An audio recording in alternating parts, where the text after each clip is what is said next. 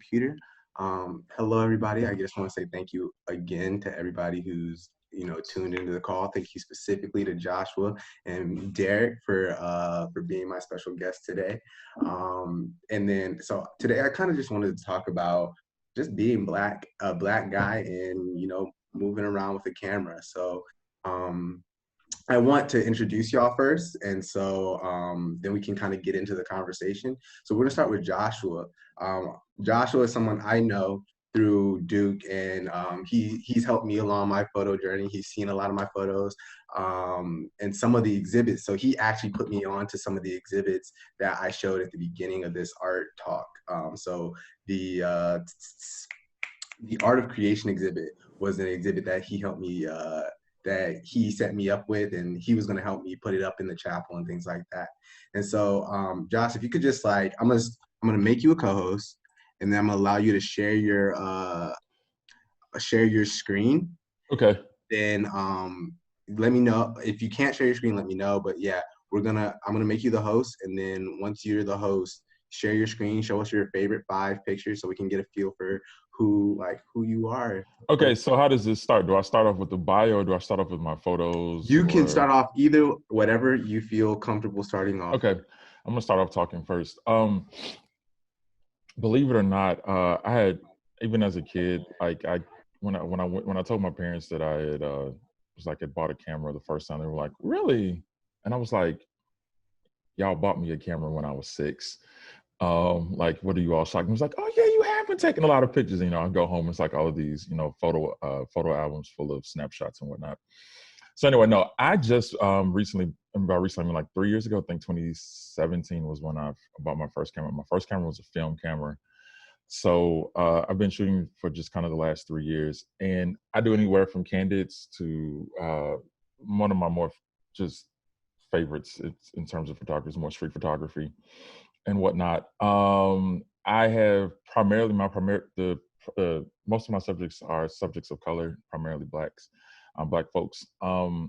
I just kind of like the ability to be able to kind of just go back, and I like seeing us on film. I like seeing us in still life, and that has just really been an inspiration for me. I also have a little bit of a background as a writer, so I haven't quite yet figured out quite what works for me artistically and creatively in terms of just doing, photo essays and whatnot, and kind of just this merger between my photography and my writing. That being said, let me just hop to the photos that I have. All right. Now I'm gonna feel like an old fogey. All right. Screen share. Here we go. Is it shared? No, it's not shared. Is it shared now? No, yes, nods heads. Okay, cool. All right. So this is probably not the best way to see it, but okay. So this is my friend. I've known her since I was in 7th grade. And it's not, I mean, I can look at me like this is a little bit, just the resolution has kind of gotten messed up over time. But what happened was I was home for her wedding. I'd only been shooting for a year, like almost a year to the date. And, this was like a really big wedding. She had, she had hired photographers, plural and whatnot. And so as we were coming out of the church, this was a cold Chicago April. It was actually, I had on like a full winter coat. So, she was outside getting photos from the photographer. And so I snapped these. I had about 3 of these. And so I just liked the picture. First of all, I thought it was a pretty good picture. Obviously, she wasn't looking at me and I wasn't the one controlling the shot. I was controlling the shoot. And so what happened was, we went to the reception afterwards. And I remember when we came, when I was back home later that summer, I saw that she had this photo on her lock screen. And I said, "Wait, now Jahan, you had a full photographer." And she was like, "I just thought this was the best picture of me." And so, it's kind of like one of those confirming moments for me. I think in the midst of my work that I actually had something that was good and whatnot. Here's another one. This is when I went to Mardi Gras in 2019. I've lived in New Orleans for a moment, so I was like took a last minute road trip by myself, hopped down there, me and my friend. He's from Detroit, and he had his camera out there too. Yeah, and this was just another moment, like, Black life, at its pinnacle in New Orleans. I can guarantee you that this particular photo, let me see, that was 2019. This photo was on film. I did not have my digital camera yet. The likelihood of this being Kodak Gold 200 is pretty high, because that's what I tended to shoot with in daylight like that. And I just love the way the colors, I just love the way that the colors really rendered. Like this is like the pure ecstatic joy of Black New Orleans in this moment. Got a whole bunch of photos from there, a whole bunch of photos from that particular day.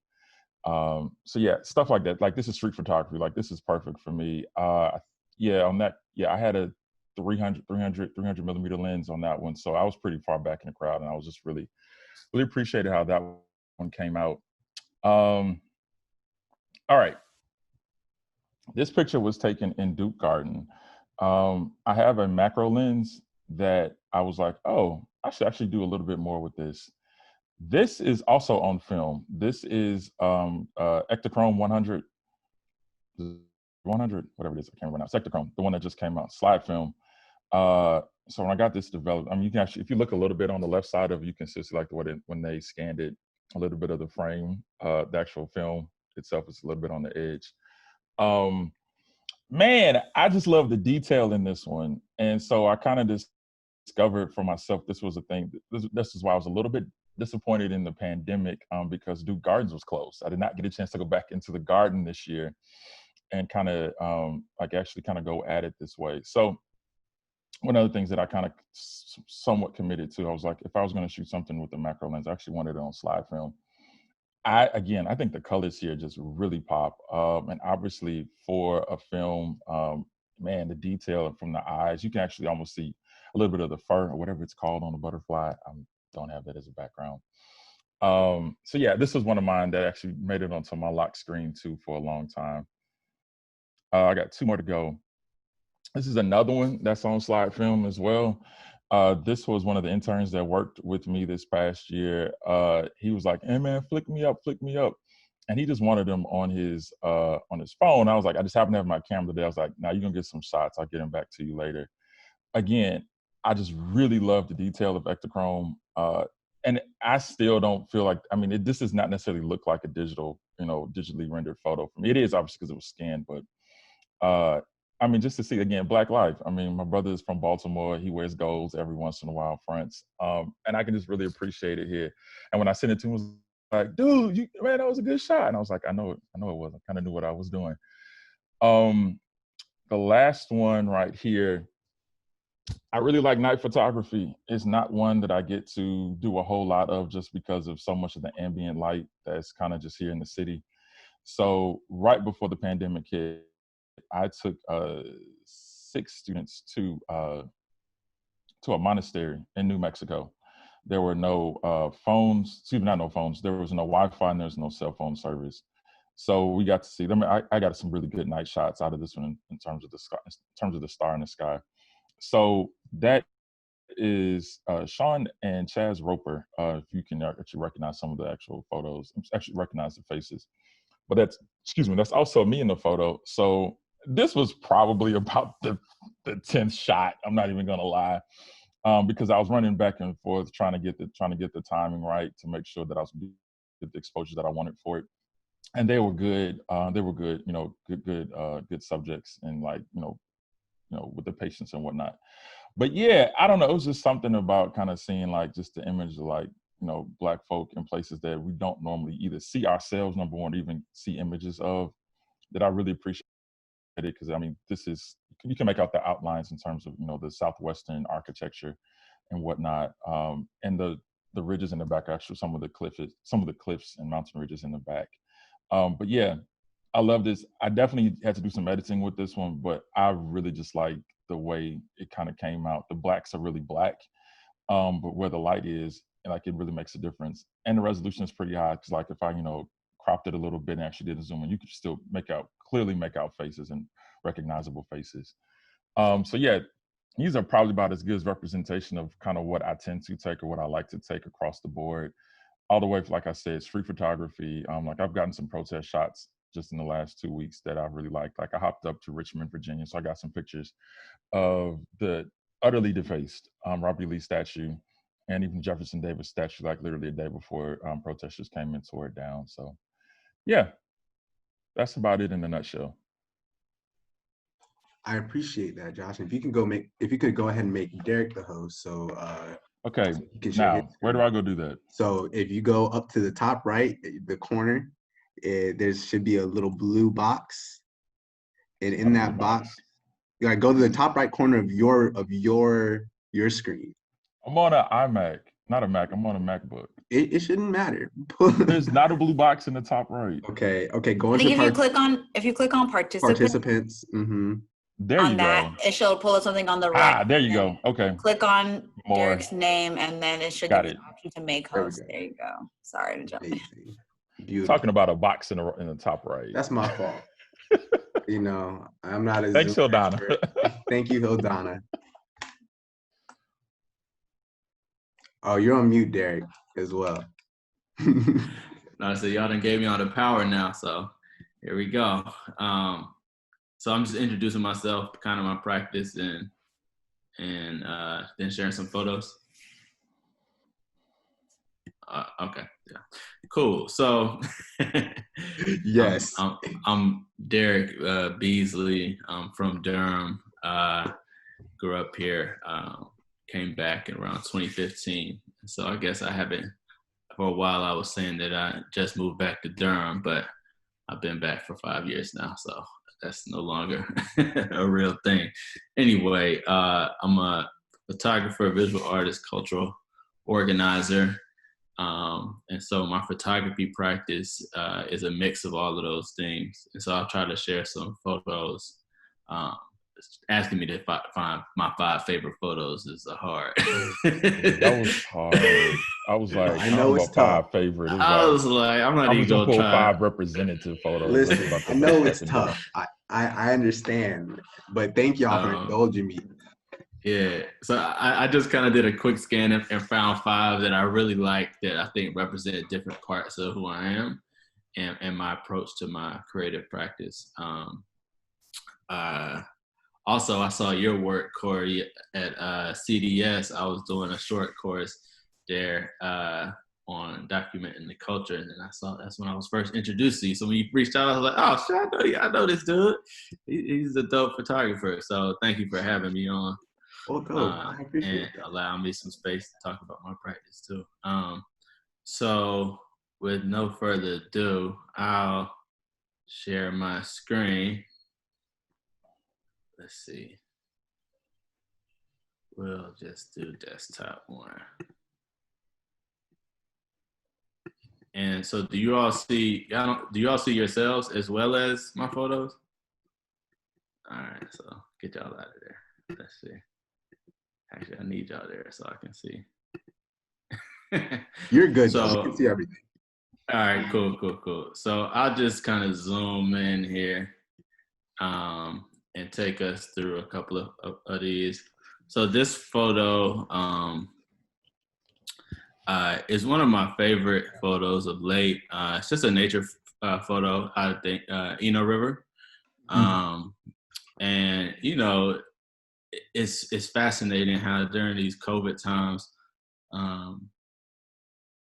you can feel so isolated. And so this photo really, for me, was like kind of expressing, or I felt like that view when I was hiking at the Eno one morning really captured what I've been feeling in terms of being isolated in the middle of Durham during these times. And so even though that's shifted a little bit now. And so this is just one of my favorite photos. It's been on my computer screen for a while. I'll probably print it. I just bought a house. I'll probably print it and put it in my house. Anyway, I liked it. This photo is a picture of some eggs, as you can see. And so during the pandemic, myself and 2 others started a food CSA for, and it's the contents of which are provided by Black farmers around North Carolina. And so eggs right now are really a premium, particularly with Black farmers here in NC. And I'm not gonna front like I took this as some kind of political statement. I just thought it was like, damn, the eggs look dope together. So like, and they're so beautiful, and you know, the variety of it's so different from even when you get like a pack of brown eggs at the store. It's like they don't look like this, you know. You can, and they're so raw, and the different colors. You can see some of the greens popping out in the lower right. Actually took one of the green eggs, and I'm using that for the Pantone at Lowe's. I'm gonna paint one of my walls in the house that color. But like, you know, you can see just the rawness of it. I love the rawness of it, the variety. You can still see some of the stains from when they shot them out. You know, that when the real chickens laid them. It's like, this is what an egg looks like when you get it straight from a farmer. Even some of these, you know, some of the local farms that you'll get eggs from, they'll be all white, and it's like, that's a specific type of chicken that they have. It's still been engineered to produce that kind of pearly white consistently, you know. So I really thought this was a beautiful picture that said a lot in a little. This is a picture of,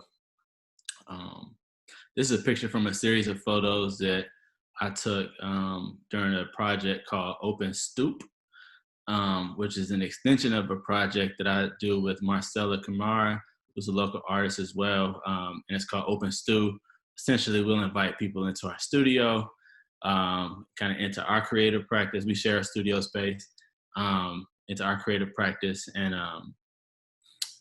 just kind of, it's really a kickback, but it's centered around artists, and it's not centered around productivity, except for me, because I'm taking everybody's portraits. But during the COVID times, you know, we had all these plans for Open Stew this year. We were like, yeah, we're about to level up, and it's going to be even more, you know, we're going to, you know, diversify the crowd, even more intentional about X, Y, Z. So some of our plans were really disrupted this year. But we said, fuck it, we'll go see the people who were going to come, you know. And so we went to go take pictures of people on their stoop.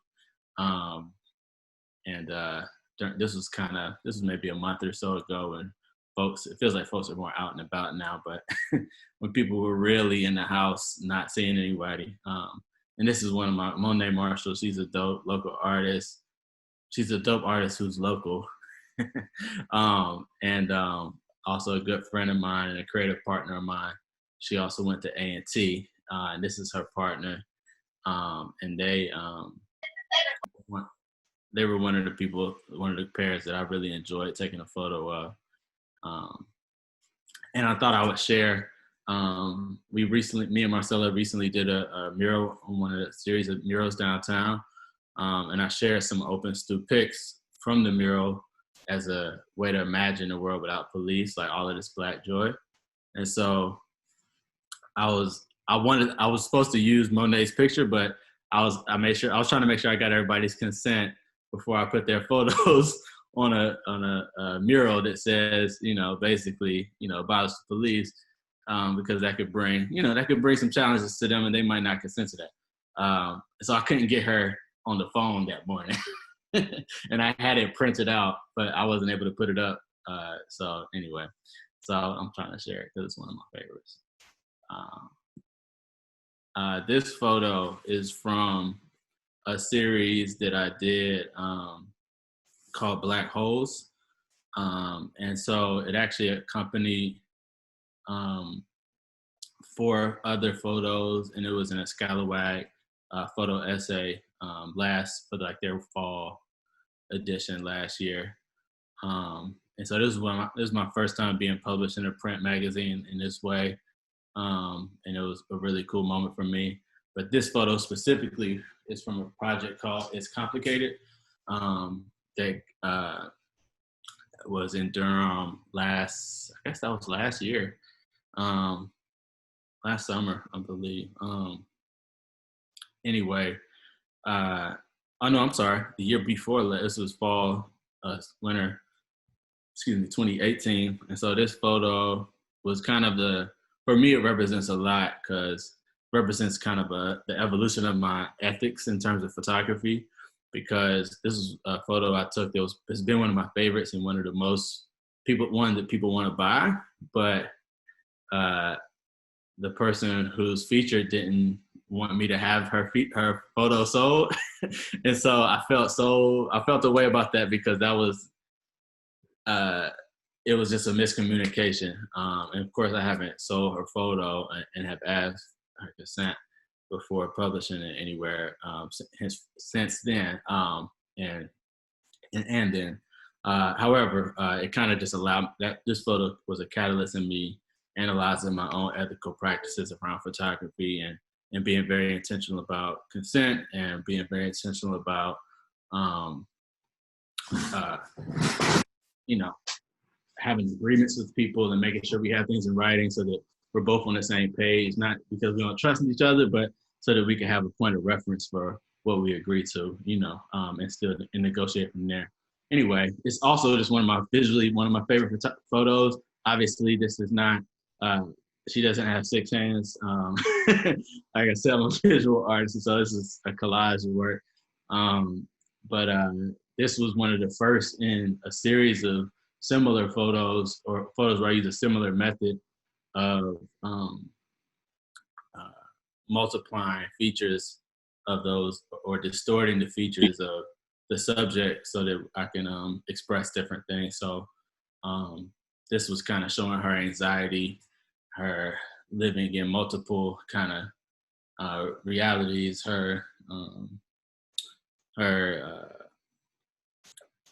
anyway, I won't get too deep into it. But so this is one of my favorite photos because it was catalytic to my own practice, and like one of the first in that Black Hole series that I did that has been kind of like my theoretical framework for a while now.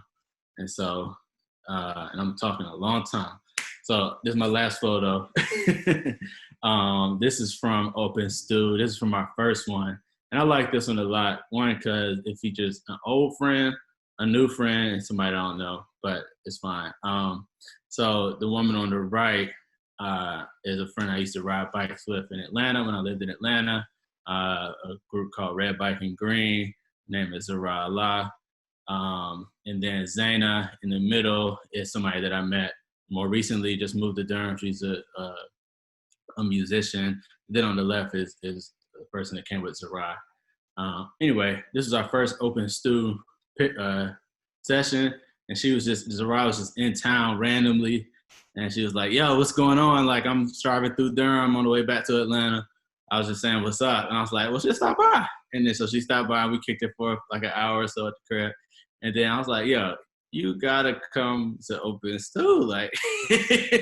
And so she came through, and it was dope. And I was just so happy to have that kind of piece of another life that I had in Atlanta here in Durham, and we were able to she's able to meet some of my friends and vice versa. And so that was just a dope moment to kind of bring some of my worlds together, and to be able to take a picture with somebody who's now like a close friend was just a cool experience. And also I just thought it was a beautiful photograph of them together. Also, it was one of the photographs I had in a folder on my desktop. So anyway, that's all I got. Yeah. This year. And when you get a chance, if you can make me the host again, that would be fantastic. Absolutely. But yeah, so the reason I picked y'all two for this conversation specifically is because like Josh, with the work that we've done together, like I know that community and being Black is a big thing for you. And Derrick, like just looking at your work, I know that your photography and your Blackness cannot be divorced from each other, right? And so I guess my first question to y'all is just like, how do you think about photographing our community? Like, what's important to y'all when it comes to taking pictures of our people? What's important to y'all when it comes to capturing them on a camera? And you guys can kind of just hop in. So I know for me, like I said, it's only been 3 years since I picked up a camera. And I've learned, from talking to people from YouTube videos and whatnot, like I'm not trained in that sense. I think what got me was the color. I have rarely flipped and turned something to black and white in an image, digitally. I have only a handful of roles that I've shot in black and white film. So I don't know. There's just something sacred for me about when I see people of color, against, specifically black folks, when I get to see them in the hues that show the range from which we come in.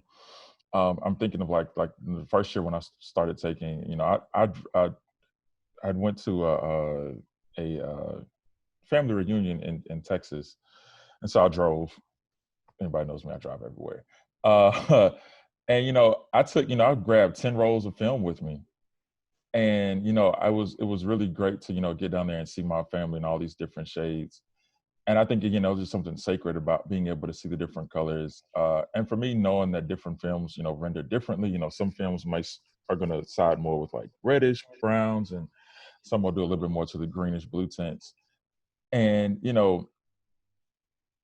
that's what I want to show. When I take a picture, I want you to see us in living color. I want to see myself if it's a self-portrait. I want to see us in living color, because there's something about that just particularly pops. Yeah, that's kind of, that for me is how I see my blackness, in the work that I do, because I have to see it in color. And just to repeat that, the question was, how do Are you we? saying I didn't answer the question? No. I'm just making sure. Okay. Yeah, Okay. I was making sure that our other guests got the question. Okay. As well. All right. No, but just to repeat the question, it was like, how do you think about photographing our community? What's important to you when you're photographing people in our community? What are you thinking about? What's going through your mind as you're photographing, Black people and things like that. That's what I. Yeah, he was talking to me because I was so obviously talking to somebody for like 5 minutes. It was I had a plumber that was leaving and trying to explain to me what he did, and so I apologize. Yeah, that's such an interesting question, because I find that I very rarely shoot pictures of people who aren't Black, and it's usually not intentional. It's just that's who I'm mostly in community with. And if you look through my open stoop pictures, there's white folks in there, and other non-Black folks in there. I think by virtue of the cultural organizing work that I do, I end up shooting a lot of Black people, because that's usually what I'm organizing around. And so I think that's kind of where a lot of that comes from. I do think there's moments where I am more intentional, like for example, with the mural, and like when I'm choosing photos to put somewhere, I'm usually choosing photos of Black people intentionally. I'm usually intentional with how I'm portraying Black people, to make sure that you can see the nuance. Man, there's a crazy quote that one of my friends gave me. I'm gonna come back to it if I can find my little notebook by the end of our call.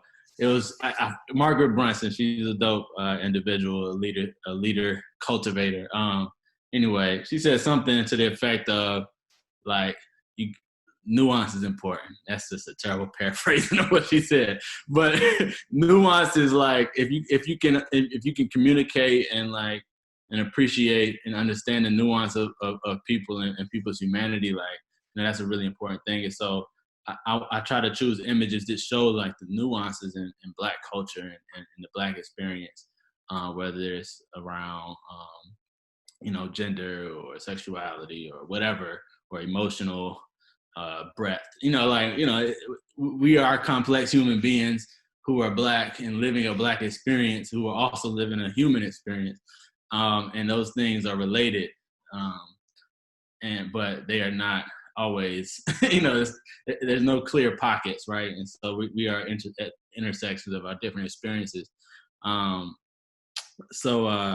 Yeah, I don't think I answered your question, but it's important. Like, considering the Blackness is impossible to remove from consideration in my photography, because I am Black, and so all my perspectives are Black perspectives. You know what I'm saying? And so it's not something that I always am intentional about, but it is something that I write in grant applications from time to time. Through that. I will say this. I remember it's like I said, learning about the different films and whatnot. If I had time, like shout out to Corey for being able to do this. But like I remember, like if I had time, I was saying when I was learning about what films did, film speeds, da da da da da. And how all of the people that I were watching were white, and they always talked about this is the best film for skin tones, and I was like, I went to my family reunion. These photos did not come out well for these brown skinned people at all, like at all. And so, I came back with just a different idea of like, okay, like this really, like this becomes something that's an intentional thing for me. Like I like seeing Black people on film. Like this gives me a very particular and personal and sacred joy. I like being able to share my photos. I want them to look good, and so that's why I was like, that's for me, like that's how I think for me, color film for me became very intentional because I cared about how Blackness got locked into, and I don't mean locked into in a negative sense, but it's frozen. That's the whole point of photography. You're freezing this moment. So I was very careful about that because much of our Blackness is wrapped up in our skin color. We are Black because of the melanin that's in our skin. So yeah, I just want to kind of follow up on that. Yeah, and one of like you just made me think about it, but I learned very early on that shooting Black people is almost fundamentally different than shooting white people. In that, and it's just the lighting you need, the speed you're shooting on, everything is different.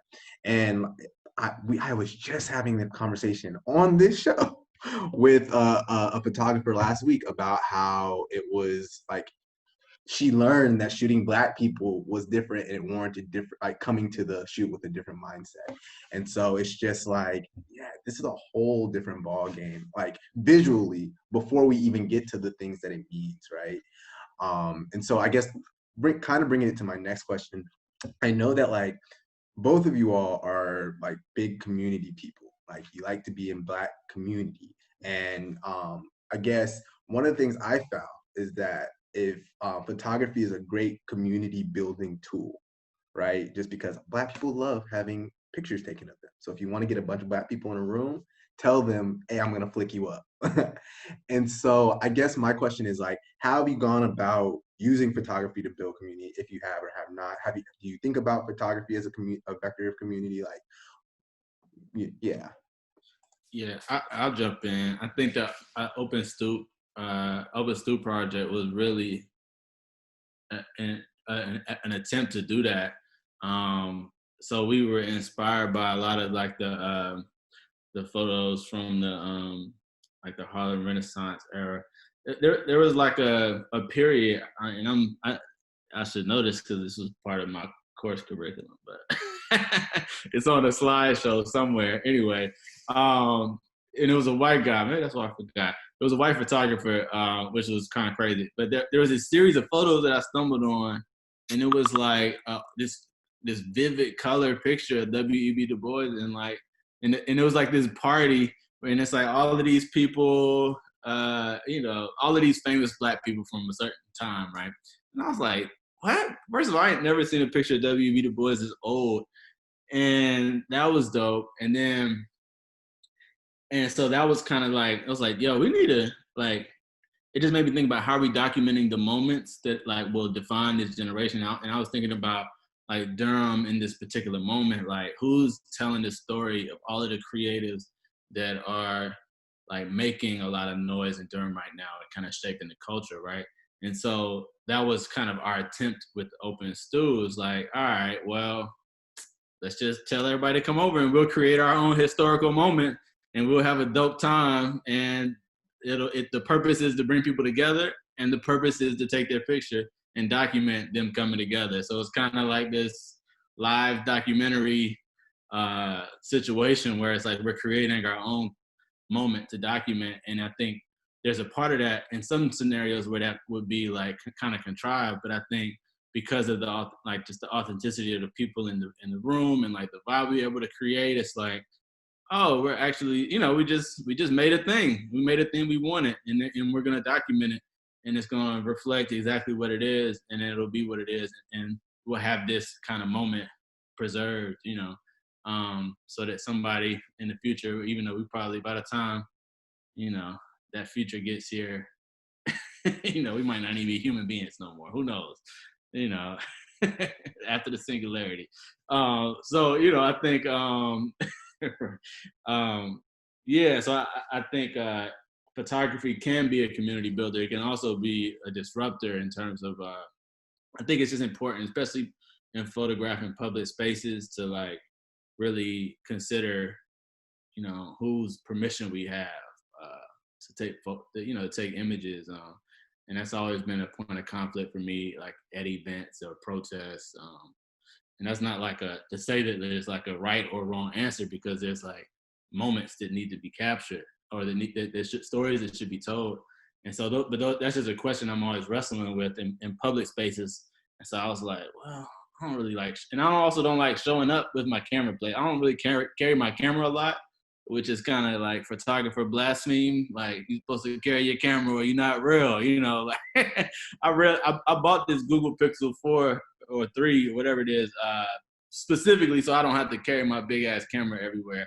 And I can still like take, good enough photos of moments, of everyday moments. And then when I want to take a photo, if I want to do something, I'm usually planning it out with my camera or a shoot. And I think that's because my practice includes all these different mediums. And so, I don't know, again, I feel like I didn't answer your question, but I talked for a little while, so I'll be quiet now. You answered it fine. I appreciate it. For me, in terms of creating community or maybe holding community, I think because everybody's a photographer, and I don't mean that in a negative way, but the fact is all of us take pictures on our phone, which makes us photographer. I I feel that I provide a service to the communities that I'm a part of, in terms of like my church or my family, or my friends, so that when I actually take photos, it kind of documents it in a different way. And usually I get like, oh man, you got a dope ass shot. Oh my God, send that to me, send that to me. And that happens anywhere from, I end up taking my camera because like I went out of town somewhere, or again, like I said, just last week, I hopped up to Richmond and got some, at least what I thought were good photos of people, and of the statues, of the Confederate statues, which, functions as a type of intentionality about documentation and documenting the moment. So, like when I post them on Instagram, or when I post them in, Facebook album, or actually share them to friends, it's like to see it. I think the intentionality is how and where community gets created. Because I think even if it's for a short moment, I think there's a way in which the people that I have in contact with, like, oh, Joshua actually cared about this, and this was not just a photo that I saw. Be it a good photo, but like, this is not just a photo I saw on the newsreel or that I saw in the news clipping. And I think for me, I haven't quite figured it out yet. So again, maybe once, the singularities happen too for me, I'm going to have all of these photos that I'm going to be able to go back to, at least for myself, to kind of be like, okay, I finally actually have something more to say about this in this particular moment. I actually want to write something, inspired by or based off of a particular photo that I got. And, again, like even for me, sometimes it's been pro bono stuff that you do for like family, or like, again, for my church sometimes they pay me, if it's like something very particular that they want. uh, I just always like seeing a smile on somebody's face when they're like, man, these are some really good shots. Or even something much more, a little bit different, as you also like, I kind of like this macro lens that I have. Last fall, I went to the Duke Marine Lab. They took some of the academic advisors down there. And so we were like going around in some of the classrooms. We'd actually were able to take out some of the sea animals and stuff, including out of marine biologists, don't know their names. And I was able to get some pretty close up shots, and I sent them to one of the staff people that worked down there. She was like, sent them into a Duke box file, and she was like, I have seen dozens of photos of people when they come down there. She was like, I'm very clear these are one of a kind because your point of view really came through here.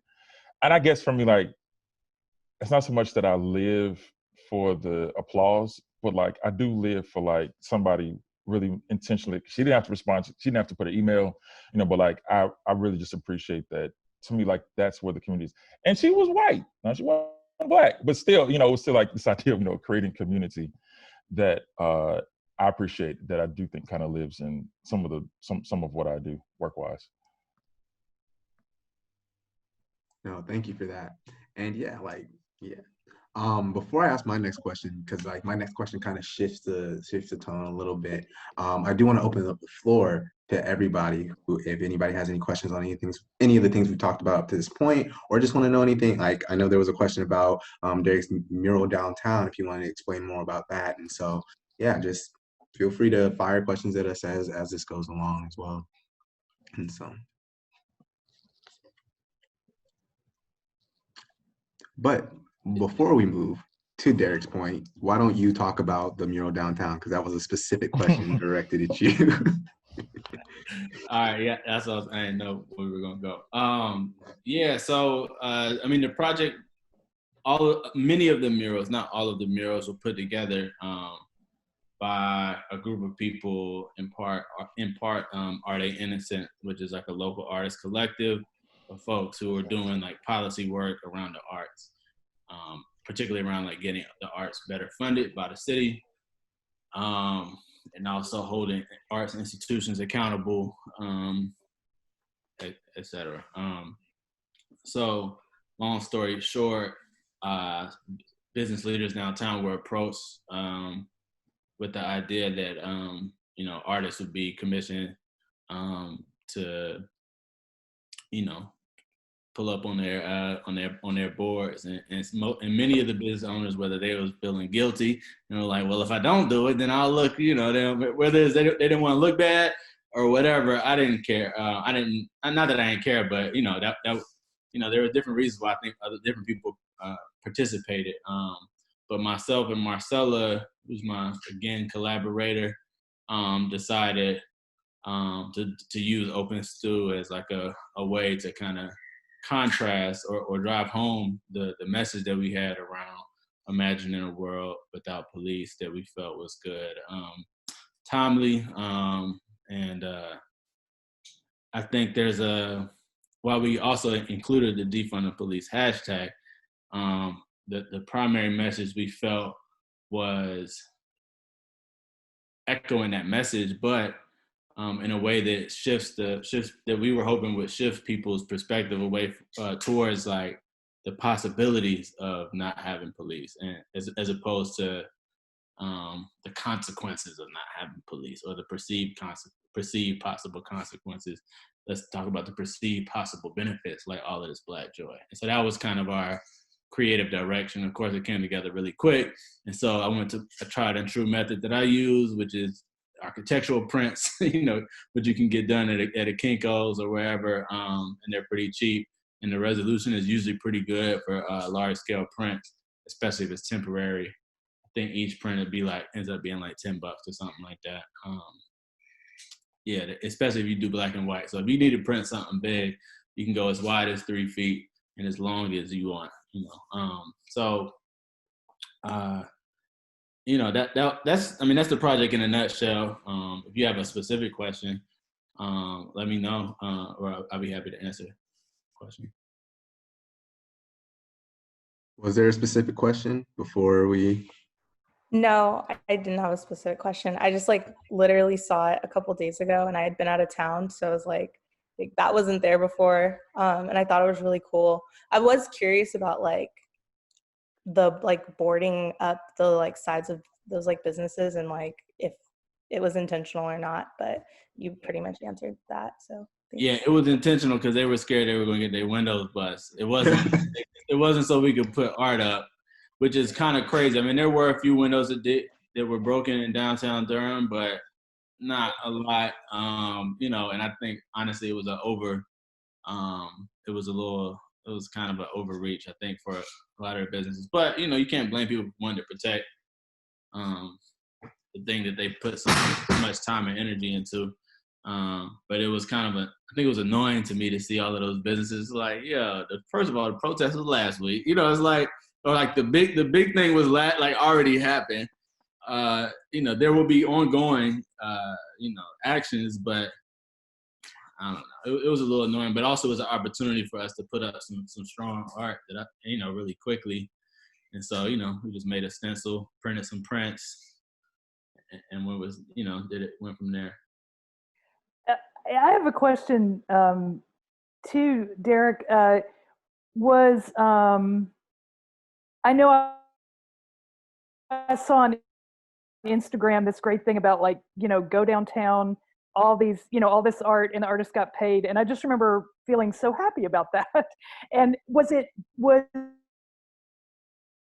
the murals plus the print you're talking about, or were those two separate things? Was it the murals plus what was the last? I mean, I'm sorry. Were the prints that you're talking about different than like the painted murals? I don't know, because I saw it on Instagram and I don't remember which. I was thinking it was the painted murals that were like, go downtown, they're all over, and the artist got paid. And but is that a different one than the prints you're talking about? No, it was. I mean, they were all part of the same. Most of them were part of the same project. Some individual businesses commissioned artists to do their own thing, but a mass number of the Black artists were paid by Art Ain't Innocent, which has received funds from the state and from other donations to do artist relief funds during COVID. Oh, got it. So there was a mix of art. It was the concept was supposed to be giving Black artists a space to create something, like have their voice, heard or seen during this moment. But all of the pieces are not affiliated with that project. Got it. But like one way or another, everybody got paid. Well, I don't know if everybody got paid. I know the artists affiliated with the Art Ain't Innocent portion of the project got paid. And granted, it wasn't like a mural fee. It was like, here's an opportunity if you want to create something. We have supplies. Right. And there was a small stipend, very small stipend. So for me, it was I'm fortunate enough to be employed, and I'm fortunate enough to have the ability to kind of just do that. But everybody, and some people are like, oh, I need to go get this bag, however small it is. Yeah. And other people are like, oh, I don't have the time to be doing no, $200 mural. Like, I need to go and do this other thing that's gonna make me more money. So it's not like they didn't necessarily offer a lot of money. However, they did do a good job at sharing our Cash Apps and PayPals widely, and so I received a number of donations, random miscellaneous $10 and $15, here and there that eventually add up. So that was cool. I know I didn't do the project particularly to get paid because it wasn't that much money. I can do some photo session and a 30-minute session and eclipse that. If I'm talking about time for money, so. But it's such a great thing that just the idea of like, this is valuable to us as a community, and it's valuable, even if it's an honorarium, it's like that's a huge step forward, frankly, in the arts. So and kind of moving, like shifting.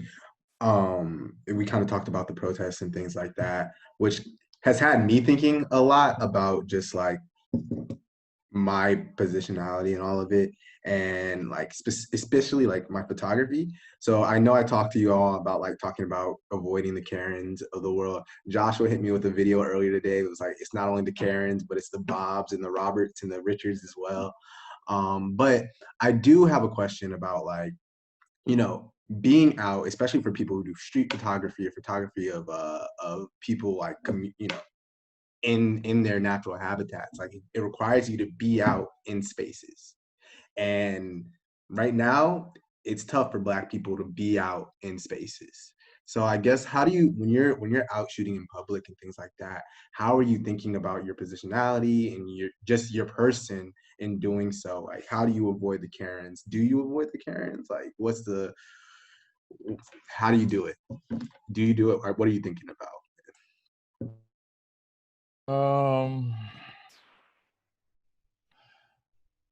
Again, because most of my subjects are Black, I'm 9 times out of 10 in a Black enough space where whatever I might be facing isn't that. Yes, I mean, I've done some street photography where people are like, wait, are you taking pictures? You kind of, you develop the kind of whole look away where it's like, I really didn't like, oh, I wasn't looking at you, but you got your shot that you've gotten already the person as they walk by or something like that. So I personally haven't run into that, but I will admit, there have been some moments in which I think I wanted to like have taken my camera and I thought twice about it just because I just knew I was going to be out in a public space and I kind of just didn't want to potentially deal with maybe something like that. That being said, like I was I was able to take shots like at the North Carolina State Fair, and at least the day that I went, I was the only one that was there. Like I didn't see anybody else with the camera. I was like, do I have to sneak this in? Is this allowed or something like that? And because they were close enough, like I said, when I went down to the Marine Lab, there was a North Carolina Seafood Festival that's in Morehead. It's in Morehead City. And, it is basically State Fair, just on a smaller scale. And I had my camera out. And, because, teenagers in high school were like, oh, you got a camera, take my shot, and I was, I think it was at least 3 or 4 people who were like, oh, you can send it to me too. Like they immediately followed me on Instagram. As soon as I got them, edited enough, I sent them to them like, oh my God, back to that. Oh my God, thank you. These are really good. I really appreciate these. So I personally have not, ran into the Karens of the world or the Roberts or the Bobbies or the Jim Bobs or the Dicks. And I'm specifically thinking of, because a clip I sent to Corey earlier today was specifically of a Black photographer and a run-in with police, asking him, well, why are you here taking pictures? So I haven't run into that, but yes, I mean, I live in Briar Creek, and there's a gazebo, Briar Creek Country Club is actually like within kind of the subdivision, and there's a gazebo, and I've always wanted to like go there and take somebody out there because I know it'll be some good shots. But like, I mean, I see Black people in my neighborhood, but I don't see a whole lot, and I've always just, and it's just especially now in the back of my head, it's just like, is it even worth it? And I do mean that. Is it really worth it for me to, maybe go into a neighborhood that I've lived in for 6 years, if I want to go take some shots, in a gazebo, by a small little pond or something like that. And for me, the answer has kind of been no. It's actually not worth it for me. So I kind of just stick to the rivers and the lakes that I'm used to. Okay, TLC. Hey.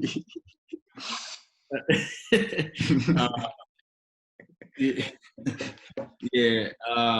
I think it's a balance. Sometimes it depends on the mood, honestly. I mean, some places like, you pull up in Duke Gardens, just make sure you don't have a flash, like a external flash, or else somebody gonna come ask you for your papers, Mm-hmm. But I think, and so I think it does affect my guerrilla photography, if you will.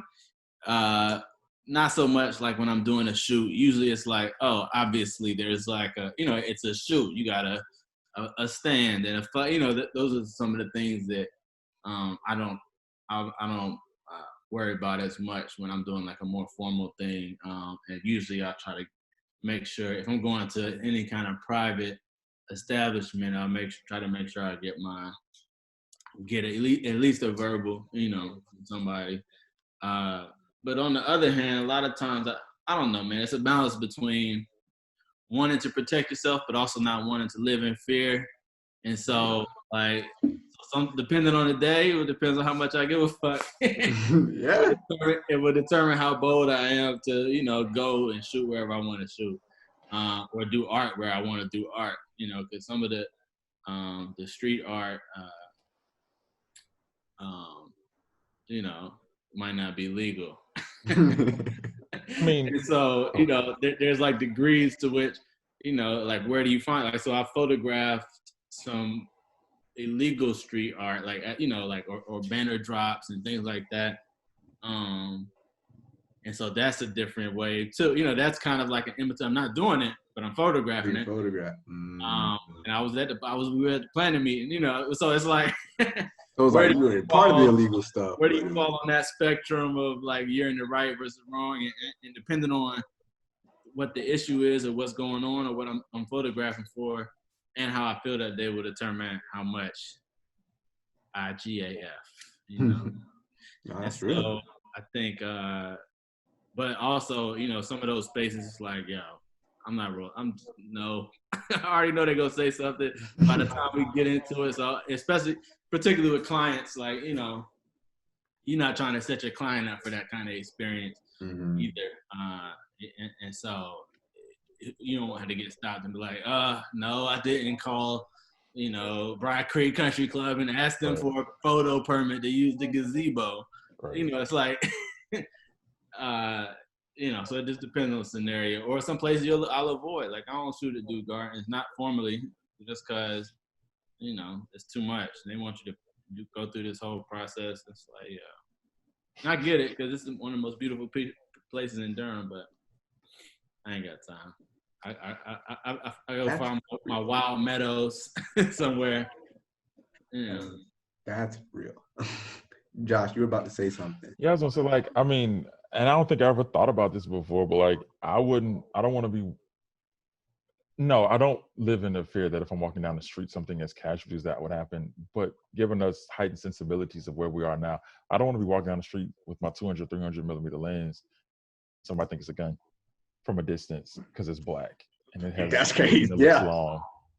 Yeah. And you're looking through the sights and you are aiming at someone and. Yep. Yeah. All of those things, that I did not think about before until literally maybe within just the last 3 weeks or so.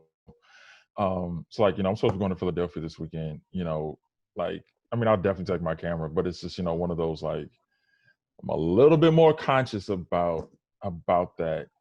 Like, what do I have on, when I walk outside, if I'm going to care, if I'm going to do street photography or something like that. Because people are just on edge in a very different way than we have been before.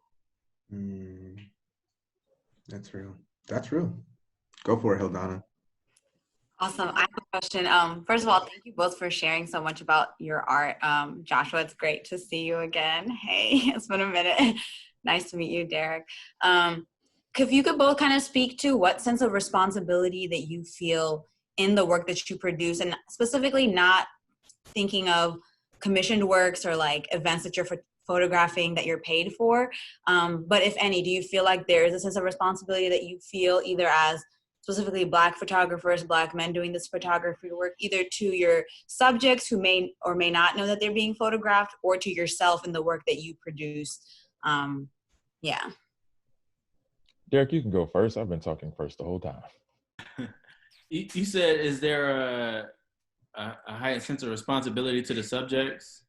Yeah, is there any sense of responsibility that you feel generally in the way that as you've grown in the work that you do, either to yourself or to your subjects that you've seen kind of come out for you as you've gotten comfortable with your photography and art?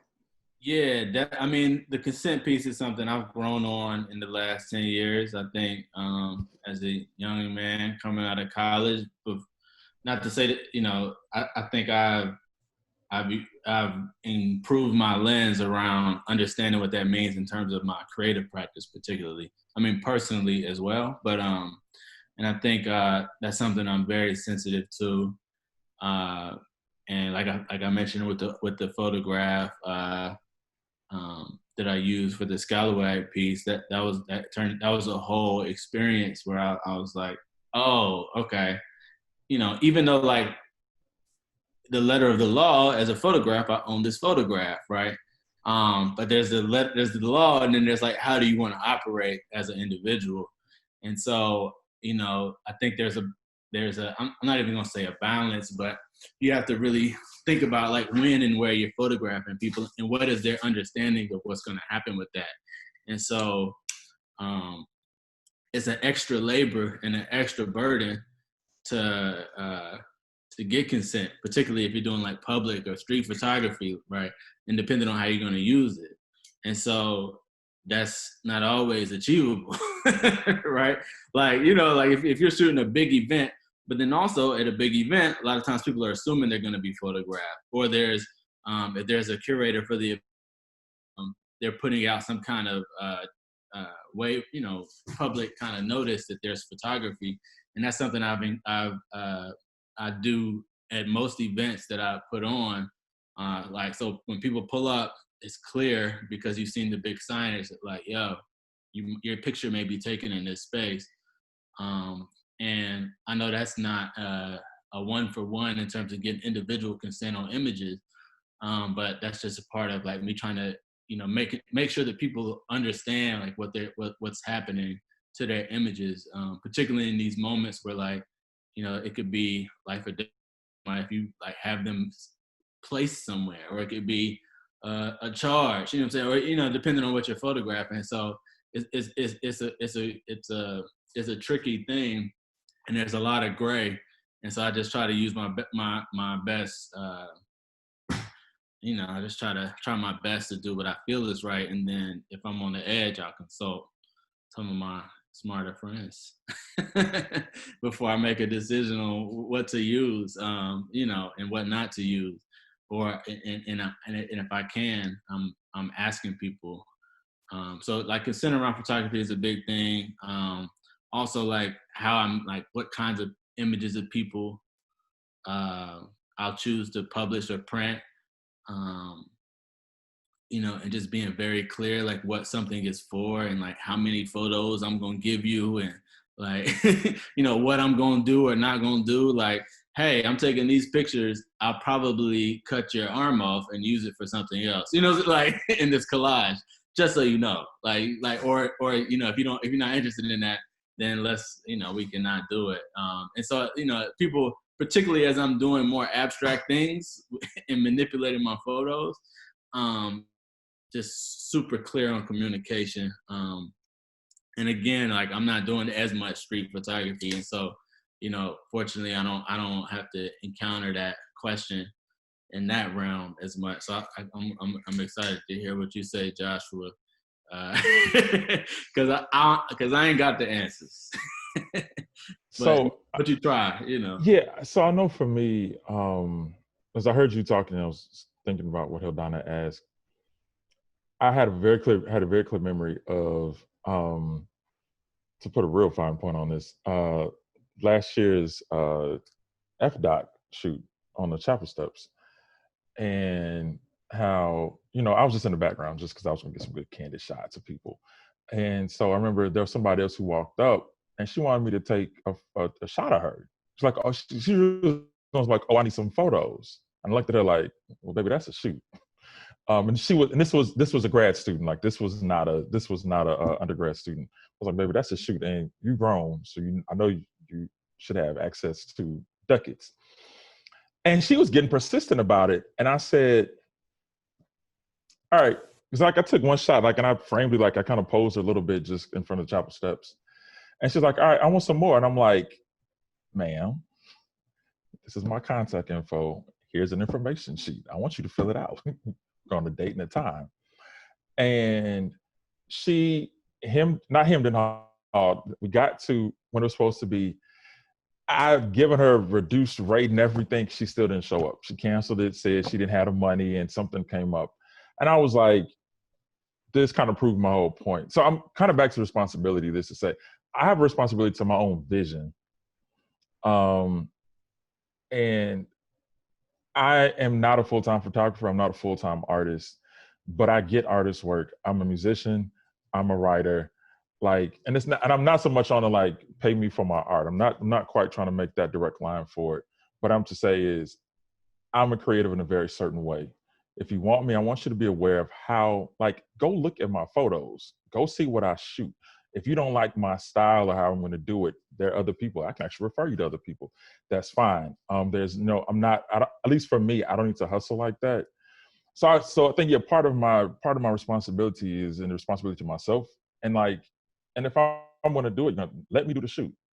And I understand, working with clients sometimes, it's always going to be like they have an image in their head what it's going to be, and so it's like, yeah, but I'm the artist in the moment. Let me have my moment. Let me stage it the way I see it. It's like, trust me, I kind of know. At least better than you, I know what I'm doing here.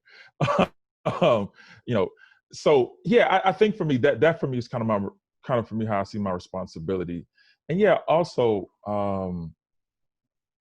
I have had some moments again with my more candid shots because I really like, you all know me, I really like candid shots of people.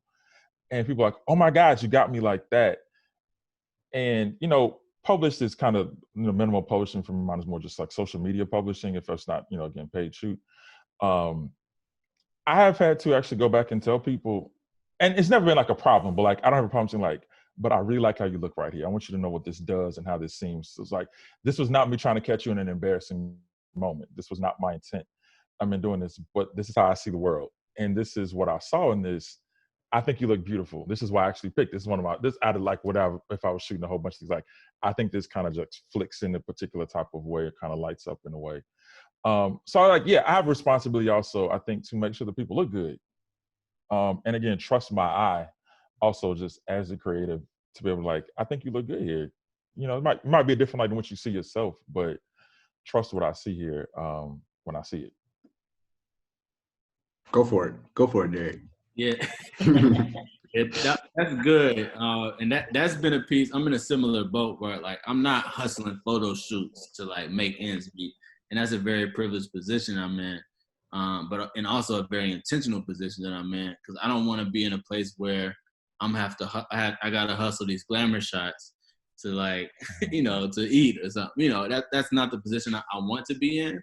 And so,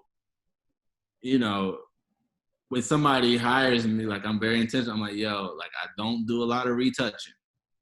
Right. Yeah. Yeah. You're not gonna get that from me. But actually, integrity piece, I'll hit that big joint you got on your forehead. I'll hit that. Yeah. Can't make you skinny though. I'm not gonna make you skinny, and I'm not gonna airbrush your face because that's not how I shoot. Right?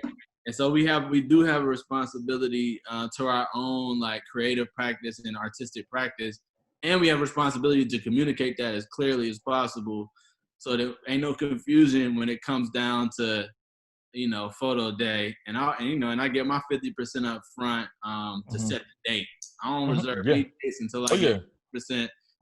So if you cancel, cool, not cool, but we all right. And I think, and that's hard because a lot of people are like, a lot of people want photos, but they don't want a photo shoot.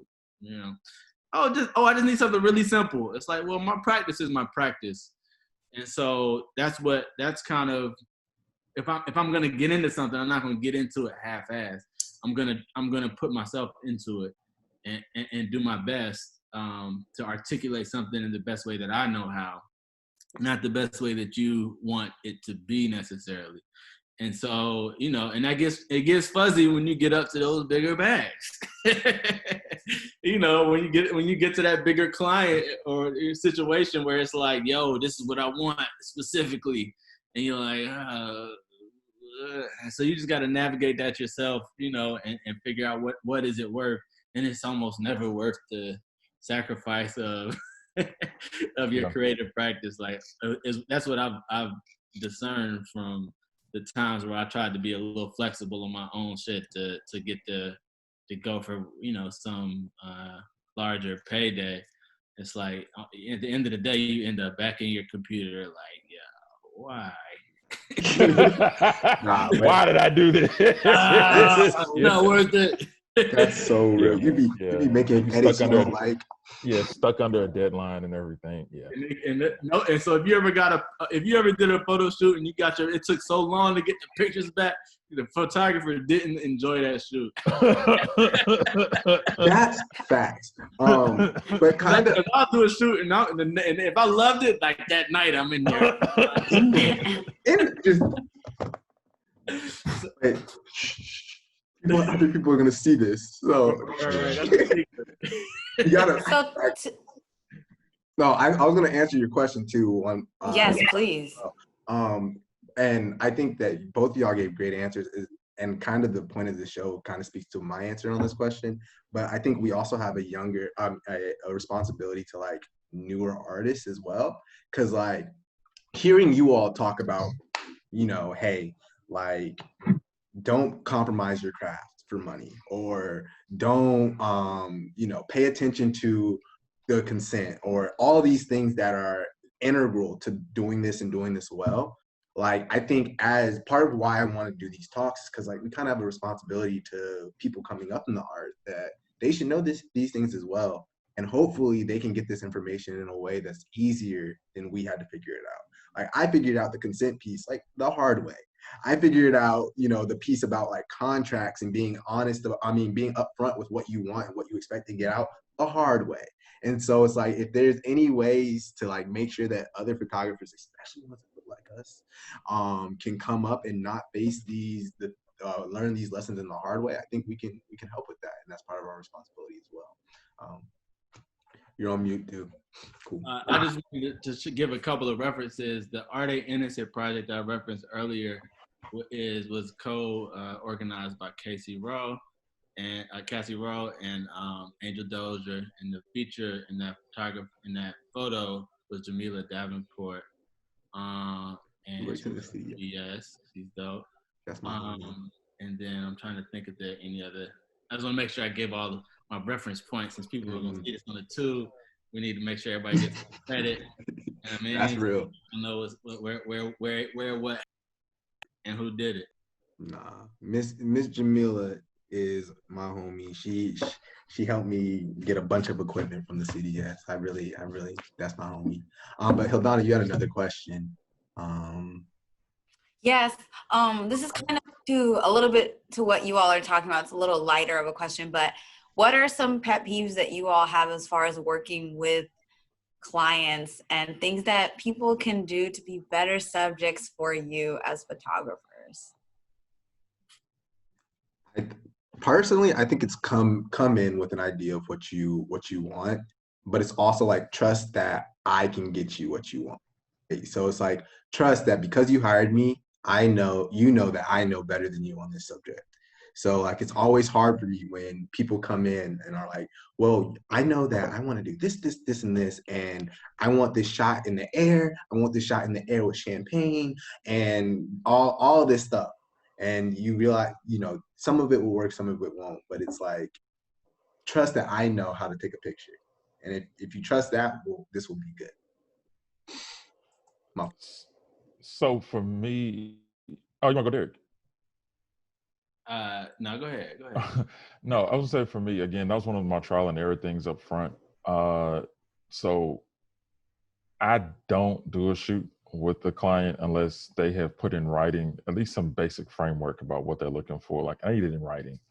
So that we're not out there and you're like, well, have you thought about over here? And I'm like, no. Like I need you, I want the client to at least have enough of a concept of the scope that they want to do, but especially if it's an outdoor shoot. And sure, I mean, I'm flexible. It's not saying like, you didn't write this down specifically, so I'm not doing it. But it kind of helps them actually identify what they're really looking for, which is why I think on some level, like some of them, like they've not come through because it was like, you really didn't know what you wanted in the first place. You just thought I was just going to take some pictures of you. And I'm like, I can do it on your iPhone for free. Like, I don't need to have like a full setup and whatnot. But yes, I mean, one of the pet peeves are just like clients who just really don't know what they really are looking for in terms of like a final product, Yeah, I agree with that 100%. I think that communication, I always do like a 15-minute blast session with clients to just be like, all right, what are we doing here? Like, what are you trying to accomplish? What's this for? I give them homework as like, I'll say, send me some visual references. We'll create it, depending on the size of the project, we'll do a joint Pinterest board, and I'll drop some images that I think are kind of interesting, just so they'll have some education, just so they have an idea of like, all right, this is what I can do. This is what where we can get you, where we can get you. And I can also see like what they have in their head. So that when I get there, I'm like, all right, I know at least 2 or 3 of these shots I'm gonna try to recreate, And then also, and this is really for photographers, I guess, but like, hold on, I lost my point. I think there's like knowing what you're going into the project for, right? So is this a client project, right? Or are they asking for me to do creative direction? Because I charge different fees for those things, right? There's like there's a threshold of me directing you that is I consider creative direction. Like if you want me to scout the location and bring all of this stuff and help you source clothes and do all of these things, like there's people that I'll either hire out for that work, or that I might do myself. And some of that is extra. I'm not driving around the triangle to find a location for your photo shoot. Tell me where you want it to be. I have some in my head, but sometimes even still I say, all right, I need you to give me a location, because I don't want to get there and you not be happy with it. Or I'll give some suggestions and make sure that it's cool with them. And so like really being clear on what you want. And if you're not clear, that's okay. As long as we're clear that when we get there, we just gonna do our thing and it's gonna kind of be a free flow. We just need to be very honest about what we want, what we don't want, and what we're gonna do when we get there. And usually, if it's a fun shoot, like I'll stay out there and shoot all day, But if it's not a fun shoot, when the hour is up, the hour is up, So that's another sign, if the photographer is enjoying the shoot. If it's like, oh no, but I got an idea. If they don't got no ideas, they're not really having a good time. Yeah, I would still go back and still say, I would tell clients, go research your photographer. Make sure you go look at their work, and make the grand assumption that if you go with them, this is kind of this is what it's going to look like. Don't go to them looking for something else that's just not their style and not their vision. Because I'm like, that's just stupid. I think it's just a recipe for disaster. And again, some photographers in a position to be like, I'm gonna take this job, so go find somebody else, and then we'll get a little feelings hurt. But that just I thought that would have made sense to me when I started this, but it obviously didn't. So go figure. Common sense isn't always common. That's not. It just isn't. But I'm being mindful of the time. It looks like we're about 20 minutes over where I thought we were going to be, because this has been such a great conversation. So I have one more question before we kind of wrap up. And so just kind of on this kind of note of just what messes with you and like the responsibility of younger photographers and things. What are some things y'all wish you knew coming in? Like if there's a tip or a morsel of information that you know now that you just really thought would have been useful when you first came in, when you first picked up a camera, when you first started charging people, what do you think that would be? Because I think that's a good piece of information for a lot of the people here. I'm gonna rattle off a few things that just came to my head, and then I'll let Joshua go, and then I might come back. But for your creative practice in general, writing is really important. And so the more clearly you can articulate your vision to yourself, the more clear you'll be when you get to a place and it's time to like execute, right? And so, writing and doing the pre-work is like really important.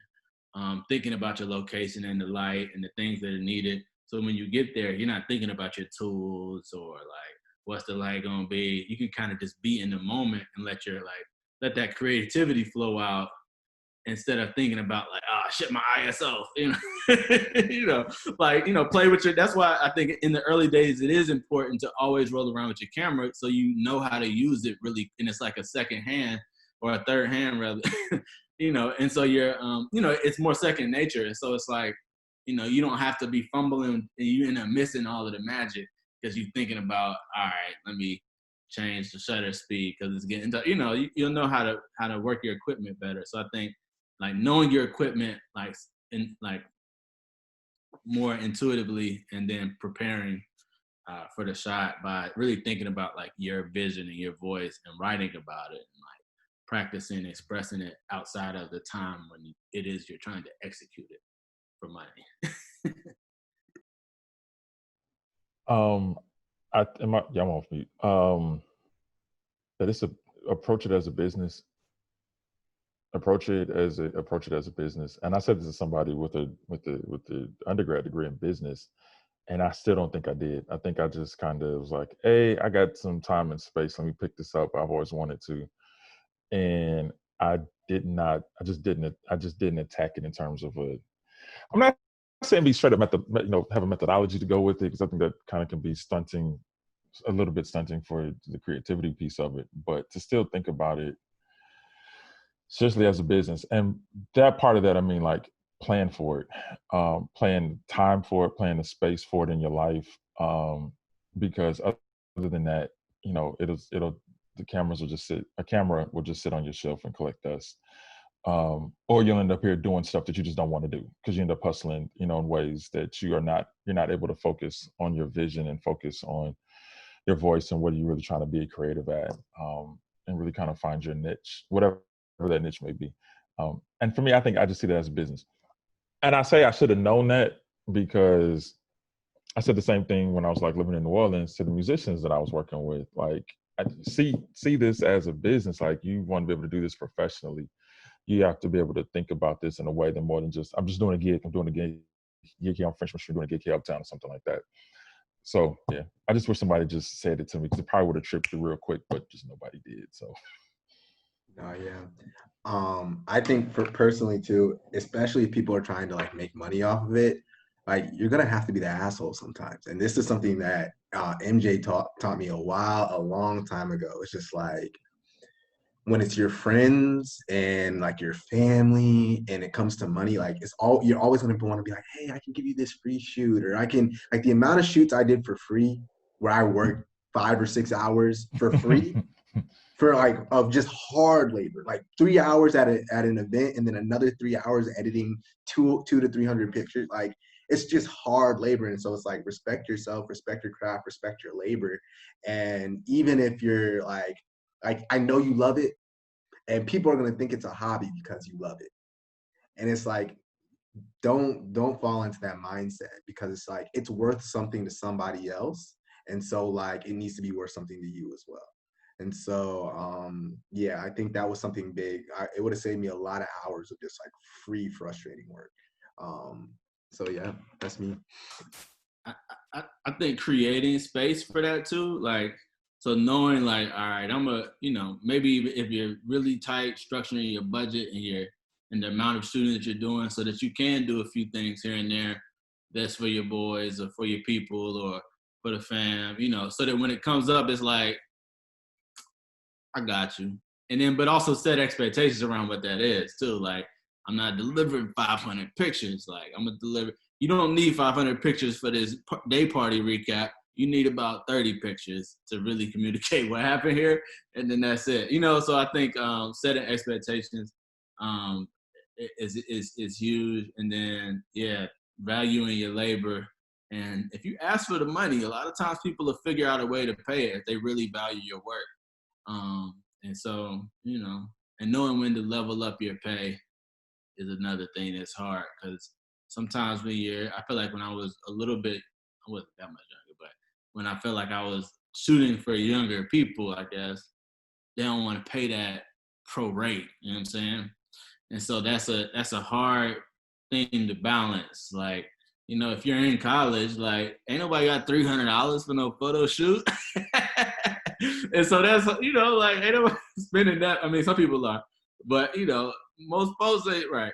A lot of folks ain't, at least my folks won't spending bread on like art, So it's like, knowing your clientele and knowing when to change that fee so you can afford to do the things for your people. Like I charge older people. This might sound bad.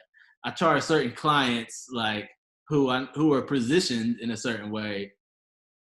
A client who's positioned rate. Like if Oprah comes to me for some headshots, I'm not charging Oprah $300. You know what I'm saying? So you just knowing your client, because also they're gonna be like, what, $300? My photographer James always charges, $2,000 when I come to him for shots. So you're also positioning yourself as not looking professional, depending on who you're shooting and how much you're charging. And that's just a weird thing you just gotta kind of learn trial and error, but something to be thinking about. Like, oh wait, and having like mentor photographers who you can call. Chris Charles is one of my homies, also been in the game longer than me. I always call him and be like, hey bro, what should I do for this commercial client? Because I ain't never dealt with a client like this before. Like, what? Give me a brand here, and we're not in competition, even though we shoot some of the same people sometimes. We're not in competition. We're cool enough where he can just be like, yo, charge him X, Y, Z, or that's what I would do. And so developing those real relationships with people that can just keep it real with you, and help guide you as you grow your practice. That's really the key. Yeah, for me. I think that's real key. To kind of, now, I don't mean to do this, but only from reference is not a photography one. As a musician, I was going to say that too. I used to, because I play for churches on Sundays, and I remember when I would ask some of my friends when I was younger, like, this church, because you kind of base it off of the size of the church and what you think, like what should I charge at this church? Because I don't want to charge too much, but I also don't want to charge, too little. I actually had older people, they didn't want to tell me. They was like, well, figure it out yourself. And I was just like, that's not the whole having a point of having somebody who's older than you, who's in the game. And it's like, and we're also not, and you're my friend, like we're literally not in competition because you are playing at bigger churches than I'm playing at, like you are much more accomplished at the, given the stages that we were. So I think there's something about having a vulnerability, and having somebody that you can trust, when you ask them those questions, that actually makes a difference. I'm good to hear. I'm glad to hear that you have somebody who's able to help you out with that. By the time I got over to photography, I actually had people I was able to reach out to. So like that was like one particular case. I was like, man, you suck. Like, why would you do that? Like, I'm like 3-4 years younger than you. Like, you're supposed to be helping your little brother out, but I made it. People think this is a zero-sum game, and it's just like, it's just not. There will always be people to shoot. There will always be churches to play at. Like, I couldn't shoot all the people who wanted me to shoot if I wanted to. I just don't have the time in the day or in the hour. So yeah.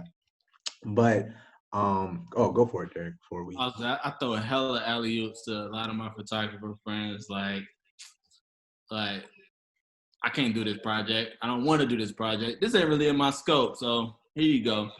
And that happened. And, if you build a community in the right way, I think you can do that. And sometimes it is hard, and you get in certain circles. It's like, damn, why y'all acting like come on, everybody eat. We can all eat here, And so, it's a blessing and a challenge sometimes to find good mentorship, but it's necessary. And also, if you give, you create that space where people can give back to you. I think that is a great bite to end it on. I really do appreciate y'all sitting with me for this last hour and a half and talking with me. I definitely want to talk to y'all both more about like just your crafts, the art and all of that. And so like definitely look out for, more correspondence. But yeah, thank you guys for hopping on. I'll be here. Like, I don't want to say you don't have to leave. I love having these conversations. We can be here as long as you guys want. I will say that my points are my videos are usually an hour to an hour and a half. And so like we're done officially, but I'll be here for as long as y'all want to continue talking. I have a 9 o'clock I got to prepare for. Absolutely. People like to do Zoom calls late. Oh, I have and at 10:30. Yeah. Welcome to 9 o'clock. Welcome Tuesday. Oh no, it's for the Black group. I'm working. I got multiple irons in the fire. But it's 10 o'clock. It's pandemic life, like because I don't think in regular times we would have never done that. But yeah, I need to hop off and do my transition. Well, To my thank 9 you. o'clock. Yeah, I Thank appreciate it. I appreciate it a whole lot. Nah, look out for more opportunities to be on the show because like this is probably Okay. one of my favorite episodes. Well, cool. And Okay. so, talk. yeah.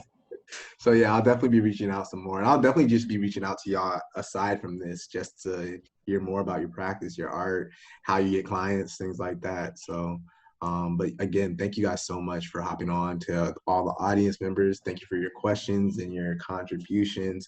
Like this, I have so much love for all of y'all. But this was great. This was so great. And you know, check it on YouTube in a couple of days if I'm not, you know, slacking like I usually. Okay. Can you send that link out to the same email?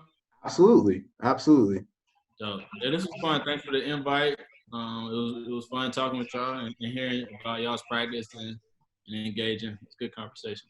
No, Good for definitely. me too. Well, All right. without any See further y'all. ado, I'm gonna let y'all go. So I will see you all later. I'll talk to you all later. Thank you all so much again. I have nothing but love for all of y'all. So All right. Peace. Peace. peace. Bye. Sorry.